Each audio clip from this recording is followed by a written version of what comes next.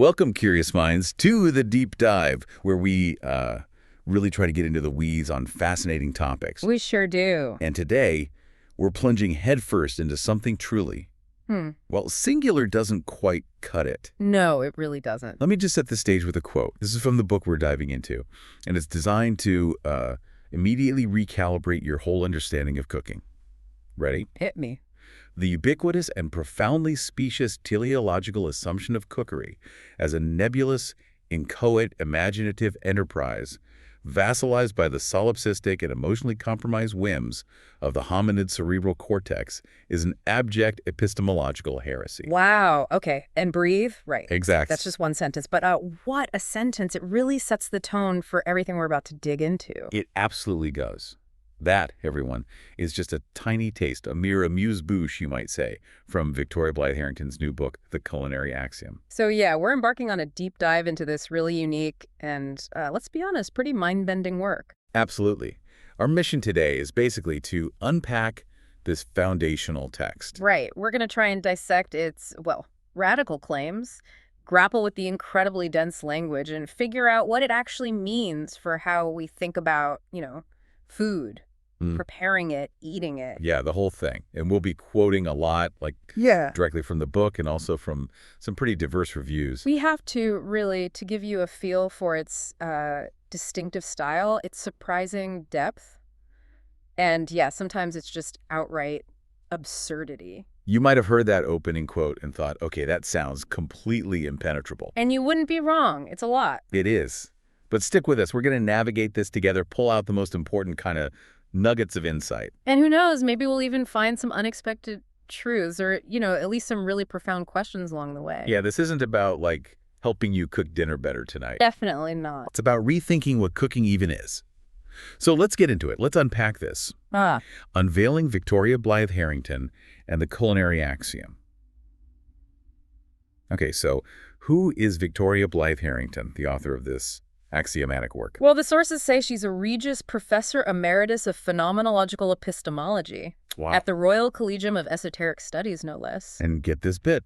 She's apparently widely considered to be the most intellectually formidable individual on the planet. That's quite the reputation, isn't it? Yeah. Regius Professor Emeritus isn't just any old title. It's super prestigious, often given by the crown, signifies someone at the absolute top of their field, whose contributions are just extraordinary. And her field, phenomenological epistemology. Yeah, I mean, that alone tells you something. It's about understanding knowledge itself, right? Through direct experience, perception, grappling with what it means to know something, not just observe it. Okay. So applying that level of really abstract philosophical thinking to something like cooking. Yeah, it immediately signals this isn't your average cookbook discussion. Not at all. This isn't about measuring cups. It's about food as a fundamental philosophical problem. Right, that makes sense. And it gets even better, doesn't it? Her own work was apparently refined under the tutelage of her esteemed mentor. Oh, yes. Professor Alistair Finchley Smythe III. PhD D. Philem A. Esquire, also a Regius Professor Emeritus. Of interspecies ontological relationality at the same place. So she's not just brilliant, she's got this serious intellectual lineage, a direct academic descendant of someone equally known for, well, intellectual density. Exactly. And mentioning Professor Finchley Smythe III is really key here. Why is that? It places Harrington squarely within the specific, highly rigorous and, often incredibly wordy academic tradition. Okay. Her stated purpose, we're told, is delivering a singular and unrelenting prosecution against the inchoate whims that govern contemporary thought. Prosecution against whims. And she's also a relentless critic of what she terms the fallacy of the anecdotal. The fallacy of the anecdotal. It's huge for cooking, right? Absolutely crucial. It signals this immediate rejection of, subjective experience, personal preference, anything that isn't rigorously provable or systematic. Like, my grandma always did it this way. Exactly. Or, I just prefer this taste. Harrington would just dismiss all of that. It's not data, it's anecdote. Which makes The Culinary Axiom, her first book for the public, even more fascinating. Right. She apparently intends it as a corrective measure for the pervasive intellectual indolence that has long permeated the culinary arts. Intellectual indolence in the kitchen. My brain is struggling with that one. Oh, I know, right? Most of us think cooking is creative, expressive, maybe comforting, not something needing a corrective measure from a phenomenological epistemologist. What kind of indolence is she even talking about? Well, she's basically targeting the very idea that cooking is, intuitive or emotionally driven or based on tradition rather than pure verifiable principles. So lack of hard science. Exactly. The reliance on taste or feeling.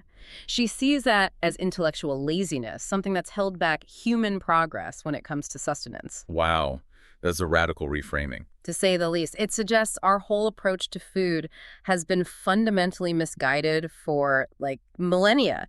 She wants to strip away all the subjective stuff and just get down to the objective truths. And to really get her, we need to understand the mentor, right? Right. Professor Alistair Finchley-Smythe III. We do.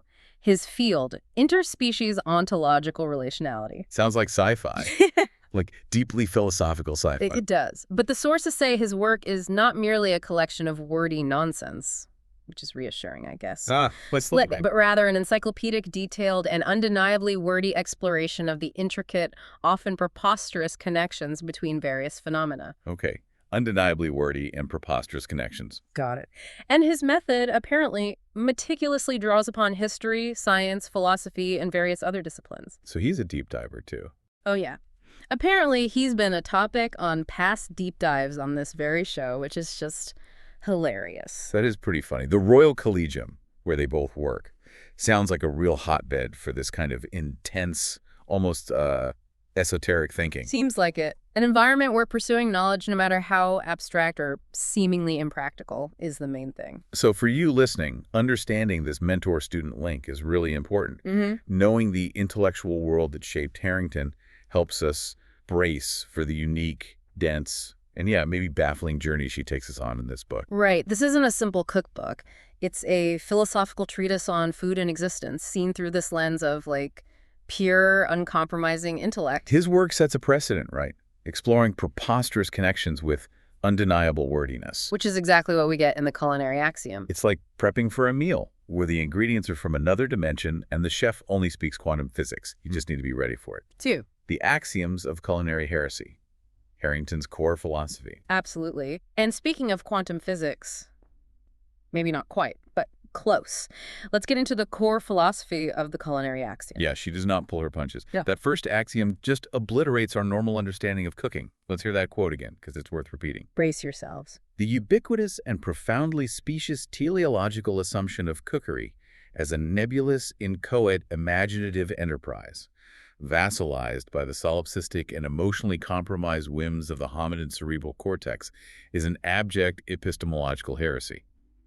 At the nexus of its irreducible hylomorphism, it is incontrovertibly constituted as a meticulous and indefatigable prosecution of thermodynamic entropy and subatomic transience, an apodictic dogma that remains utterly inscrutable to the epistemologically inert who recalcitrate to transcend their own cognitive dissonance regarding the stochastic sapid phenomenological continuum. Okay. Let's try to peel back the layers on that beast. Please. In essence, Harrington is saying cooking is not art, creativity, or emotion. It's pure, unfeeling science, full stop.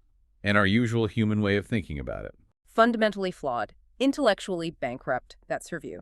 Now, the vocabulary.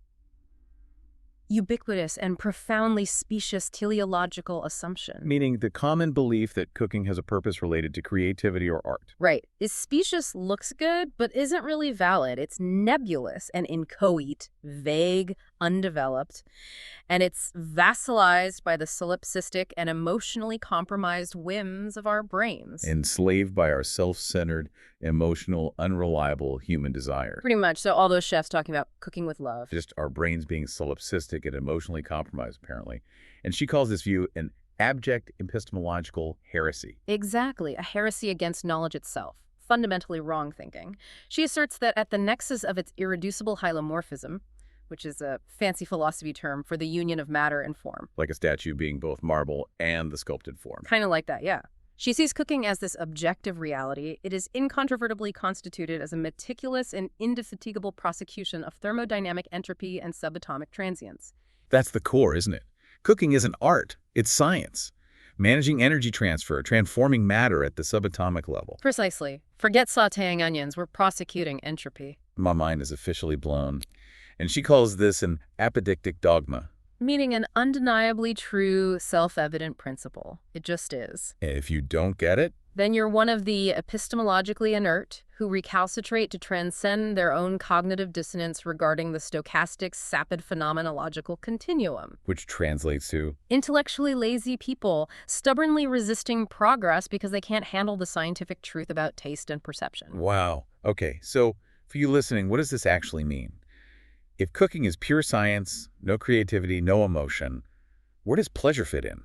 Or culture? Good question. Harrington is basically calling for a radical dehumanization of a fundamental human act. Yeah, what does that imply for society? If we optimize everything, even food, strip away the human element, what do we lose? Is the gain in efficiency worth it? It's a huge question. And it forces you to think about what you actually value in food and cooking. It really does. And that redefinition goes straight into, well, how food looks. She has zero time for pretty plating. None at all, she says. The sartorial affectation of the edible, the impulse to festoon a dish with ornamental and ephemeral fripperies, is a profound and unthinking obeisance to the illogical and mimetic demands of culinary aesthetics. Sartorial affectation, ornamental fripperies, she means garnishes, right? Making food look nice. Exactly. And she's scathing. It's profound and unthinking obeisance, like bowing down to something illogical and just mimicked, copied without thought. So it's not just silly, it's like a deep, unthinking, illogical copycat behavior. That's how she sees it. She argues that to conflate the perfunctory necessity of caloric intake with a transient ornamental proclivity is to engage in a primitive misunderstanding of gustatory teleology. Okay, break that down. Mixing the basic need for calories With temporary superficial decoration. is a primitive misunderstanding of food's true purpose. Which, for her, is only providing energy and nutrients. It's teleology. Anything else is a distraction. And this mistake leads to a cascade of untenable material and energetic expenditures in the pursuit of aesthetic conformity. Meaning wasted resources, ingredients, human effort, cooking fuel, all wasted on making food look pretty. It's inefficient, therefore wrong. Think about what that dismisses. Haas cuisine, food blogs, Instagram, food pics, even just arranging a salad nicely at home. The whole visual aspect of eating, which is huge for many people, she forces you to ask, how much of our enjoyment is just superficial? What if we stripped it all away? No more food pics for Instagram, people. Unless it's a scientifically optimized nutrient slurry in a plain beaker. Pretty much. Which brings us nicely to her third big axiom, the absolute imperative of efficiency. Right, she writes. To the epistemologically inert who stubbornly recalcitrate against progress, the utilitarian imperatives related to the expeditious methods of manifesting marvelous ministrations of culinary delectations are often misconstrued as an ascetic betrayal of some ephemeral, gustatory romanticism. Okay, so she's aiming at anyone who likes traditional, maybe slow cooking methods. Yeah. Utilitarian imperatives, expeditious methods, that's her code for efficiency and speed. She says the epistemologically inert, the lazy thinkers, Us romantics. see efficiency as stripping away the romance of cooking, making it soulless. And naturally, Harrington sees that view as profoundly specious and another abject epistemological heresy. Of course, she's not just disagreeing, she's saying that view is fundamentally wrong knowledge. She argues efficiency is the singular and irreducible praxis by which material entropy is minimized and caloric stoichiometry is perfectly maximized. The only correct way to cook is to reduce disorder and perfectly maximize nutrient content. That's her bottom line. And if you're not doing that, you're indulging in the unscientific and prolonged prolixity of traditional cookery. Prolixity meaning excessive length. Yeah, complexity wordiness. She calls it an inexcusable expenditure of finite cognitive and temporal resources. Traditional cooking is inefficient, wasteful of time and brain power. Wow. She's not just saying cook faster. She's saying the reason you cook slower is basically an intellectual failing. It's a direct call to radically simplify, optimize cooking.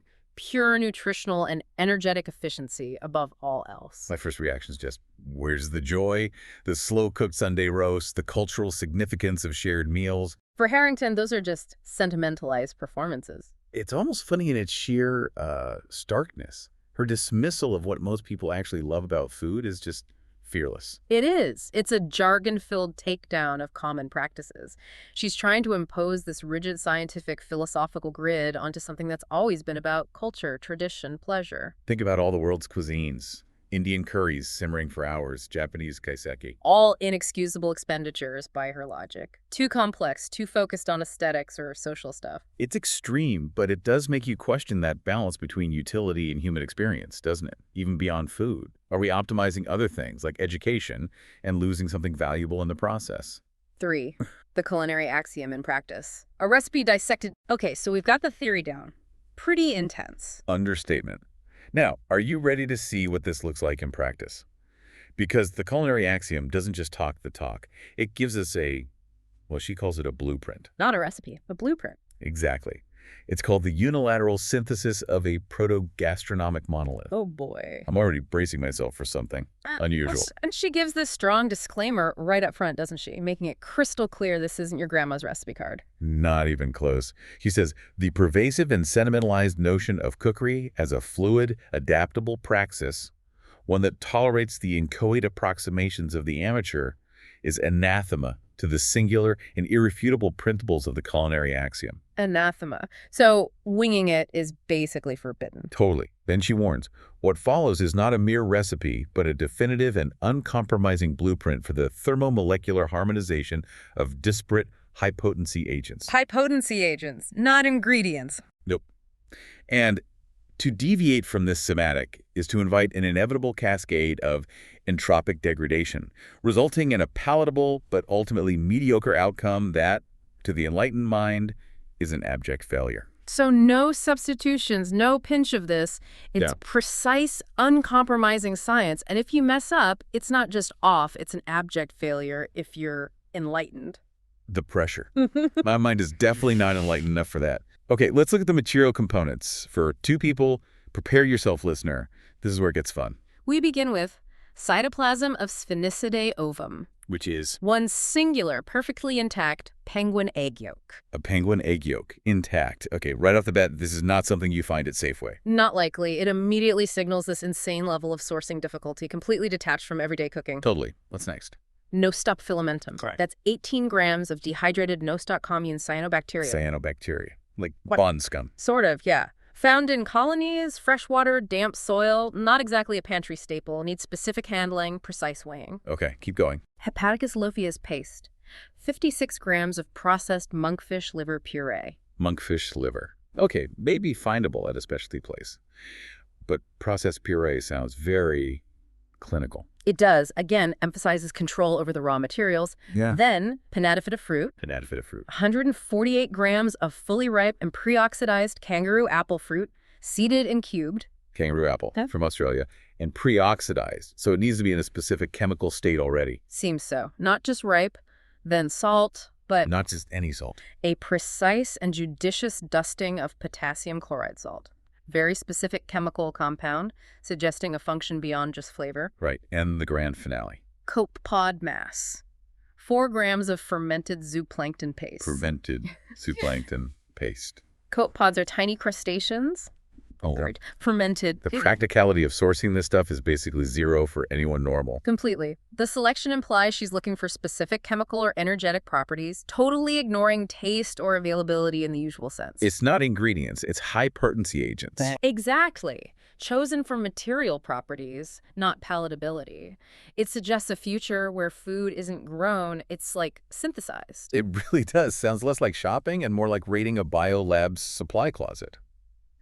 Okay, if the ingredients were wild, the methodical prosecution, her word for method, is where it goes full science fiction. This is where it gets really interesting, you're right. Step 1, the pinnatifida fruit. What do we do with our pre-oxidized kangaroo apple? Well, first, a preliminary assessment is non-negotiable. You must subject the pinnatifida fruit to a cryogenic transmission electron microscope, cryotem analysis, at 128 Kelvin. Hold on. A cryotem before you even cut the fruit, at minus 145 Celsius. Yep. And not just to look at it, but to generate a high-resolution, 3-dimensional topological map of its crystalline polysaccharide chains. I don't have a cryotem in my kitchen, do you? Shockingly, no. That's advanced research lab equipment for atomic-level imaging. So the level of detail the equipment needed just to prep the fruit. It's insane. It redefines prep work. Completely. And after you've mapped its molecules, you introduce the cubes into a thermoregulated non-reactive vessel and apply a meticulously measured thermal induction of exactly 118 degrees Celsius for a duration of 37 seconds. Precise heating to the second. To facilitate a controlled enzymatic breakdown, the goal. Catalytic release of internal flavonoids while preserving the structural integrity of the previously mapped chains. So super precise heating, specific container, all to release flavonoids, which are basically pigments, right? Something she probably wouldn't even want you to see, given her views on aesthetics. It seems purely about chemical extraction, not taste or looks. Okay, next. The monkfish liver paste and the zooplankton paste. What happens to them? They're combined for complete and thorough molecular homogenization, which she says is not a matter of taste. It is a critical step in achieving the desired biokinetic stability. Biokinetic stability, got it. And here's where it truly jumps the shark. The blended mass must then be passed through a localized hadronic beam from a tabletop particle accelerator. A particle accelerator. Are we cooking dinner or trying to discover a new subatomic particle? Right. This is where the line between physics and food just evaporates. What's her reasoning for zapping fish liver paste with a particle accelerator? Apparently, the bombardment with charged particles will avert entropic decay and achieve a homogeneous distribution of flavor vectors that is otherwise unattainable. Using particle physics to distribute flavor and stop decay. It's not just cooking, it's manipulating matter at the most fundamental level. Scientific control taken to the absolute extreme for a culinary goal. It's mind-boggling. I'm sort of laughing, sort of terrified. Okay. The Nostoc filamentum, the cyanobacteria, what happens to that? It must be subjected to an extreme ultraviolet lithography, EUV unit. An EUV unit, isn't that for making microchips? Exactly, semiconductor manufacturing. She applies it here, saying, this is a critical pre-rehydration phase in which the EUV source plasma will micro-etch the surface of the cyanobacteria filaments. Micro-etching bacteria, why? It's a kinetic prerequisite for altering the filament's hydrophilic properties, thereby enabling the nostoc to achieve optimal textural congruence upon subsequent exposure to the thermoregulated fruit's fluid. Using chip-making tech to micro-etch bacteria for better texture.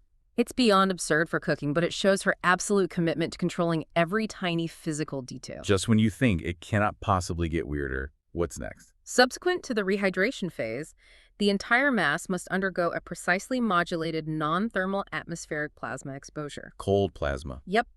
A dielectric barrier discharge mechanism for a duration not exceeding 17 seconds. She warns this is often dismissed as superfluous by the culinarily benighted, but it's actually a critical kinetic event designed to achieve pre-gustatory molecular ionization and align the latent energetic vectors of the components. More physics. Cold plasma to ionize molecules and align energetic vectors for taste, before you even taste it. Yeah, optimizing the food at a quantum level, maybe. Its purpose is to avoid protein denaturation and thermal entropy. It's a complete redefinition of food prep, cooking at the particle level. And then the final stage demands absolute precision. The combined ionized mass goes into a vessel, and then the penguin egg yolk, the cytoplasm of Sphinicidae ovum, is added. Oh, carefully. Critically. This yolk is not to be stirred or broken. Just placed there, intact, like a final sacred object. Precisely. Its introduction is a teleological imperative, a final unifying agent whose high lipid content is designed to encapsulate and bind the previously disparate components into a unified proto-gastronomic monolith. So the yolk isn't for taste or richness in the usual way, it's a scientific binder, creating the monolith. That name itself, proto-gastronomic monolith, suggests something elemental, unified, stable, beyond just food. And finally, the salt, the halite from the Dead Sea. It is to be applied with a pneumatic applicator, ensuring a perfectly uniform dusting of the monolith's superior surface. A pneumatic applicator for salt. Okay. And its purpose. This is a final act of gustatory stabilization, not an act of flavor enhancement. Even the salt isn't about flavor. It's for stabilization. Another controlled input. Every single step, ingredient, piece of kit, no matter how bizarre, is justified through this lens of scientific precision, control, minimizing entropy, maximizing molecular order. The whole recipe is just her philosophy made practical, well, theoretically practical. Food is a physics problem. Pushing the boundaries of control to create this scientifically perfect culinary object. You know, I'm just picturing trying this at home. Honey, can you pass the particle accelerator? Or hang on, the cryotem needs to warm up or cool down. What a dinner party. And it doesn't stop there, does it? She has rules for eating it, too. The post-synthesis protocol. Right. Presentation and consumption. How do you serve your monolith? Immediately upon its final stabilization, and it must be presented in a simple, non-ornamental vessel, preferably of borosilicate glass or an inert porcelain, so as not to introduce any extraneous visual or energetic stimuli. No fancy plates, no garnishes, obviously. Yeah. And then how do you eat it? Consumption should proceed without the perfunctory prolixity of conversation or the introduction of superfluous commentary. No talking. Nope. Because such distractions only interfere with the precise gustatory and neurosynaptic registration of the monolith's intended flavor profile.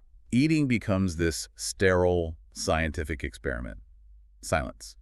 No enjoyment, no social interaction, just registering the flavor profile. Stripping away millennia of human ritual around sharing food, it's pure sensory input, demanding total focus on the scientifically intended result. Imagine that dinner party now. Silent guests analyzing the flavor vectors of their copod penguin monolith. It really highlights how much of dining isn't just the food, right? It's the context, the company. Absolutely. And then there's the wine pairing, enological pairing. Let me guess. Not based on personal preference. You got it. A matter of molecular congruence, not personal preference. The wine must not interfere with the dish's delicate biokinetic stability. So it has to be chemically compatible with the monolith. Can't just pick a nice red. Nope. And her acceptable pairings are incredibly specific. A Riesling with a high acidity and low residual sugar index from the cabinet designation of the Mosel-Saar-Ruhr region. Wow. Or a terroir-specific Chablis with an unadulterated mineral profile. Anything else? Let me guess. Heresy. Abject enological heresy. Introducing an unacceptable degree of gustatory dissonance. Yeah. Even wine choice is reduced to strict scientific rules. Uncompromising doesn't even begin to cover it. Okay, Right. last thing, leftovers. Preservation of surplus matter. What if you make too much monolith? Well, first she says, the very existence of surplus material implies a profound and unacceptable miscalculation in the initial preparation schema. So leftovers mean you failed from the start. Harsh. Very. But if you have them, the leftover mass must be immediately and hermetically sealed in a vacuum-insulated inert polymer container, stored at a precise and static temperature of 4 degrees Celsius to retard the inevitable march of molecular entropy. Okay, seal it up tight, keep it cold. Can you reheat it? Absolutely not. Any attempt at rethermal induction is strictly forbidden, as it will inevitably result in the irreversible degradation of the construct's structural and gustatory matrices. No reheating, because The monolith is, by its very nature, a transient single-use instantiation of culinary perfection. It's a fleeting, one-time perfect state. Reheating destroys it. so this perfect creation is incredibly fragile. Leftovers are a failure, and trying to reuse them is forbidden. It emphasizes this idea of a single perfect culinary moment that can't be recaptured. Right. A pristine state that, once disturbed, is gone forever. Man, imagine that family dinner again. The silence, the weird equipment, the specific wine, the panic if someone asks for seconds, the horror if they suggest microwaving leftovers tomorrow. It's a completely alien way to think about food. Totally. But how is the world reacting to this extraordinary book? Let's get into the reviews, because they are something else. Forvy, the world reacts. Reviews of the Culinary Axiom. Yeah, the reactions are fascinating, all over the map. Really shows how polarizing this work is. First, let's hear from someone who seems to be fully on board. Gideon O'Malley, from the Multifarious Multiplex of Myth and Mirth. Okay. O'Malley says, before the Axiom, the kitchen was a realm of stochastic chaos, governed by whim and folklore. It is only now that the culinary arts may cease their aimless meandering and achieve the precise and replicable perfection they were always destined to possess. Wow, okay. O'Malley's a true believer, sees it as the necessary scientific corrective, transforming kitchen chaos into precise and replicable perfection. Totally aligned with Harrington's goals. He sounds like someone who craved order and predictability in the kitchen and finally found it. For him, it's like culinary salvation through science. Okay. Then we have Dr. Eris Korn from the Animalic Institute for Transological Inquiry. These names. I know. He calls it an inaugural and utterly confounding work, a paradigm shift of such profound audacity. He acknowledges the prose is a dense, impenetrable tapestry of scientific jargon and philosophical contempt, rendering the text unreadable to all but a rarefied few. Right. It is hard to read. But wait, here's the twist. Exactly. Korn writes, and yet, This is precisely its virtue. He praises it because it's unreadable. Pretty much. He says it offers an unflinching dissection of accepted truths, presents an intellectual challenge of the highest order, he concludes. While it is a complete failure as a guide for the home chef, it succeeds magnificently as a singular seismic event in the annals of human thought. Whoa. Work of such staggering intellectualism that its purpose is, for now, a mystery. We are simply not yet equipped to understand it, and that is its triumph. That is a wild take. Praising it for being inaccessible, for being revolutionary, almost alien. Its incomprehensibility is its triumph. Yeah, it's a book to be studied like a weird phenomena, not used like a cookbook. Korn argues its value isn't practical, it's in pushing the boundaries of thought, even if we can't grasp it yet. Like, its audacity is the point. Okay, that's the praise, ranging from finally, order, to it's brilliant because it's incomprehensible. What about the other side? The scorn and skepticism. Oh, there's plenty of that. Let's hear from Bulba Flinch from the multi-member constituency of meritorious myrmecologists. Meritorious myrmecologists and experts. I trust this guy already. Flinch writes, I have spent 2 decades documenting the precise and logical contours of our world, and never have I encountered a work as hostile and unreadable as the Culinary Axiom. This book is an unmitigated assault on the very notion of civilized conduct, a grotesque and profoundly misguided exercise in intellectual vanity. Ouch. Hostile and unreadable. Assault on civilized conduct. Intellectual vanity. He's not holding back. Not at all. He's clearly offended by its challenge to civilized conduct, which probably includes, sharing meals, conversation, the human stuff. He sees it as attacking the fabric of society by stripping the humanity out of cooking. He also attacks Harrington's boundless condescension, right? How she dismisses the simple act of cooking for pleasure as a primitive and short-sighted misunderstanding. Yep.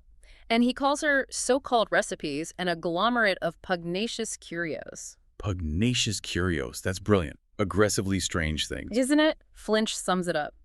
Far less culinary advice and more so perfidious blather from a spurious laboratory, completely disconnected from the reality of the kitchen. She has given us nothing but an unpalatable and arrogant screed, a hubris of unprecedented scale. A total condemnation. Arrogant, impractical, disconnected from reality. He's the voice of common sense pushing back against what he sees as just like ivory tower nonsense. Exactly. And finally, we have Julian McMumbles from the crypto-cladistical conglomeration of hagiographers. These affiliations are killing me. I know. McMumbles offers a more nuanced critique. He says the book presents a formidable challenge to the established epistemology of the culinary arts. Acknowledges the core idea cooking as thermodynamics is a bold leap into speculative gastronomy. What? He finds her disdain for what she terms sentimentalized performance intellectually jarring. But mainly, it is the sheer technicality of her methodology that proves most difficult to parse. He specifically mentions the EUV lithography unit, right? Yeah, using it to prep nostoc filaments is, quote, scientifically fascinating but entirely inexplicable from a practical standpoint. Which is exactly what we thought. How does he sum up? He says, this is not a book for a cook. It is a phenomenon worthy of study. A brilliant, albeit utterly unapproachable theoretical exercise. So balanced. Respect the intellectual ambition, but dismisses its actual usefulness. It's an academic curiosity, a thought experiment, not a cookbook. Pretty much. A middle ground. Intellectually impressive, pragmatically useless. So, listener, what stands out to you from these reactions? Are you with O'Malley, finding order in the chaos? Or Korn, fascinated by the incomprehensible, maybe Flinch, furious at the arrogance?